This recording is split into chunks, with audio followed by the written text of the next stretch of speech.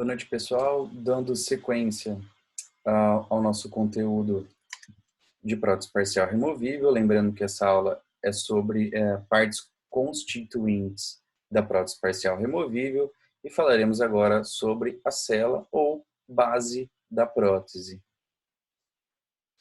A cela, acredito que seja umas partes anatômicas, uma das partes mais fáceis da gente conseguir assimilar, de entender a função, tá? Porque é uma estrutura metálica que será recoberta por resina acrílica com a função de receber os dentes artificiais. Nessa imagem à esquerda de vocês, é possível observar a cela com um desenho metálico, né, quadriculado, tá? Então, a cela sempre estará no local do espaço protético. Então, onde não houver dentes, teremos a cela. Tá? Não tem grandes complicações nessa situação.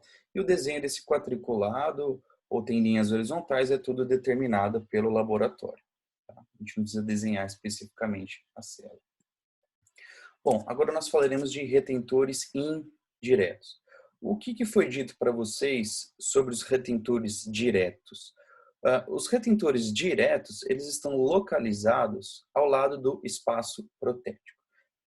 Entre os tipos existentes, nós temos os retentores extracoronários e intracoronários. Os intracoronários, basicamente, nós não utilizaremos, tá? Pelo seu preço, como foi discutido em sala de aula.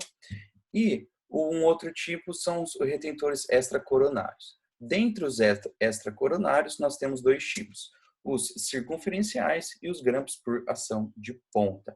Essas partes e tipos e desenhos diferentes eu já comentei com vocês, mas a ideia dos retentores diretos é promover, basicamente, retenção, tá? Então, gravem isso: retentor direto ao lado do espaço protético e promover retenção. Agora, os retentores indiretos, ele tem uma outra função.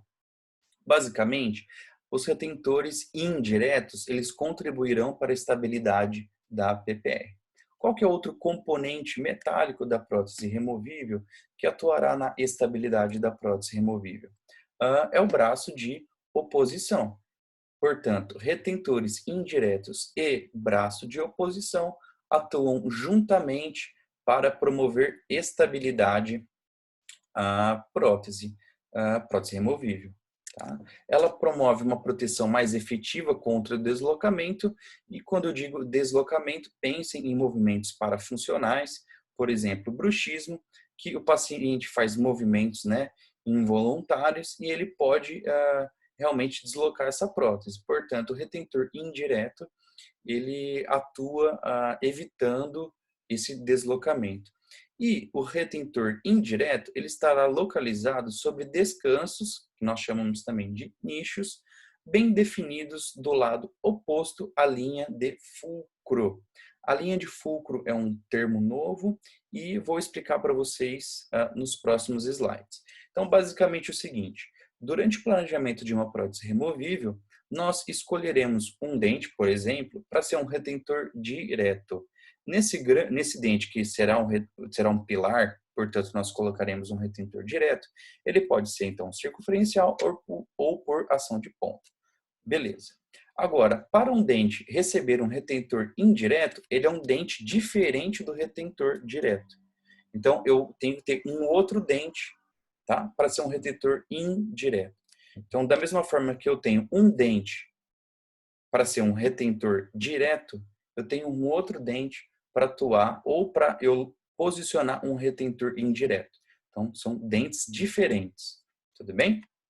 Se observarmos essa imagem, uma classe 2 de Kennedy, desdentado unilateral posterior, vocês observam essa linha preta com duas setas na ponta. Essa linha a gente chama de linha de fulcro. Essa linha de fulcro é uma linha imaginária, tá? Essa linha imaginária, ela descreve o eixo de rotação da prótese. O que seria isso? Imagina então um paciente mastigando um alimento extremamente pegajoso na região dos dentes 46 e 47, ele faz força para morder esse alimento, na hora que ele abre, a tendência da prótese é ela se deslocar, Então, da região posterior para a região anterior, tá? Esquematizada ou ilustrada por essa linha que atinge o dente 34. Então, é como se a prótese desse uma cambalhota para a região anterior. Tudo bem?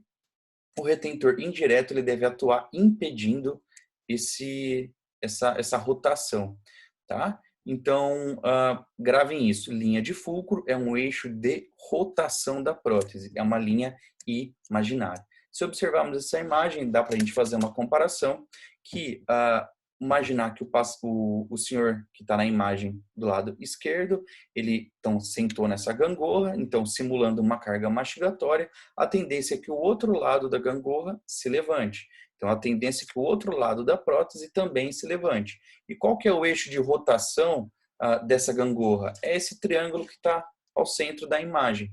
Tudo bem? Então, quando a gente estiver planejando a PPR, a gente vai desenhar essa linha de fulcro, tá? Não é uma estrutura metálica, então ela é desenhada no papel. A gente imagina, a gente vai planejar essa linha e descobrir aonde a gente vai colocar o retentor indireto. Então, a localização do retentor indireto, ele está ligado diretamente ao desenho da linha de fulcro. Por quê? A ideia é o seguinte, que o retentor indireto ele esteja o mais distante possível da extremidade livre. Quanto mais distante, mais eficaz ele será contra o deslocamento. Então vamos lá. Qual que é a função do retentor indireto? Ele atuar contra o movimento de rotação da prótese. Esse movimento de cambalhota dela. E a gente consegue mostrar nessa imagem. Então, se a gente observar os dois pré-molares, os dois últimos prés, eles são retentores diretos. Então, a gente colocou um braço, um grampo por ação de ponta, tá? No dente ao lado, vocês observaram o dente 34 e o dente 43, a gente colocou um braço metálico na região lingual. Essa parte metálica é o que nós chamamos de retentor indireto, tá? Então, o retentor indireto, ele não está ao lado do espaço protético. Vamos nesse caso desenhar a linha de fulcro, tá?